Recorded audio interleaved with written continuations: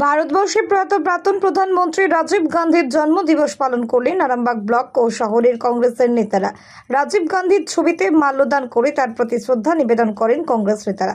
উপস্থিত ছিলেন আরামবাগ ব্লক কংগ্রেস সভাপতি রবীন্দ্রনাথ পাল, টাউন কংগ্রেসের সভাপতি আনসার আলী খন্দকার, কংগ্রেস নেতা সুশীল সাঁতরা, শফিকুল ইসলাম, সুশোভন ঘোষ, ভবানী প্রসাদ মণ্ডল সহ আরও অনেকে। আজ 20 আগস্ট আমাদের সেই মহান নেতা প্রাক্তন প্রধানমন্ত্রী ভারতরত্ন রাজীব গান্ধীর আজ জন্মদিন। আজকে আমরা গভীর শ্রদ্ধার সহিত আরামবাগ ব্লক কংগ্রেস, টাউন কংগ্রেস আমরা আজ জন্মদিন পালন করছি। আজকের দিনটাকে সারা ভারতবর্ষে আজ সদ্ভাবনা দিবস হিসাবে পালন করা হয়। সমস্ত জাতি, ধর্ম, বর্ণ নির্বিশেষে সমস্ত মানুষ একভাবে একত্রিত হয়ে আমরা আজকের দিনটা পালন করছি। রাজীব গান্ধীর যে রাজনৈতিক প্রেক্ষাপট, যে রাজনৈতিক কর্মকাণ্ড, তা ভারতবর্ষের মানুষ কোনোদিনই ভুলবে না। তার কারণ হচ্ছে রাজীব গান্ধী বিজ্ঞানের প্রযুক্তির ক্ষেত্রে ভারতবর্ষকে যেভাবে আগিয়ে নিয়ে গেছে, কম্পিউটারের বিপ্লব ঘটিয়েছেন এবং বিজ্ঞান প্রযুক্তিকে উন্নত জায়গায় নিয়ে গেছে, তা রাজীব গান্ধীর প্রবল উদ্ভাবন।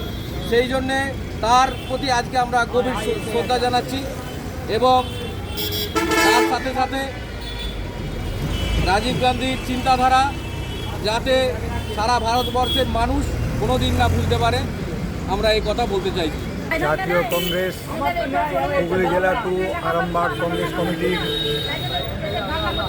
বিভিন্ন পদাধিকারী, কর্মী, সমর্থকবৃন্দ এবং জাতীয় কংগ্রেসের বিভিন্ন শাখা সংগঠনের সদস্যগণ, আজ আমরা এখানে উপস্থিত হয়েছি প্রয়াত প্রধানমন্ত্রী শ্রী রাজীব গান্ধীর জন্মদিন পালন উপলক্ষে। আপনারা নিশ্চয়ই জানেন যে 1984 খ্রিস্টাব্দের 31শে অক্টোবর প্রয়াত প্রধানমন্ত্রী ইন্দিরা গান্ধীর আততায়ীর গুলিতে নিহত হওয়ার পর ভারতবর্ষের প্রধানমন্ত্রীর আসনে উপনীত হন রাজীব গান্ধী এবং পরবর্তীকালে নির্বাচনে এই যাবৎকাল যত সংসদীয় নির্বাচন হয়েছে তার মধ্যে রেকর্ড সংখ্যক আসন অর্থাৎ 415টি আসন নিয়ে জয়লাভ করে ক্ষমতায় আসীন হন।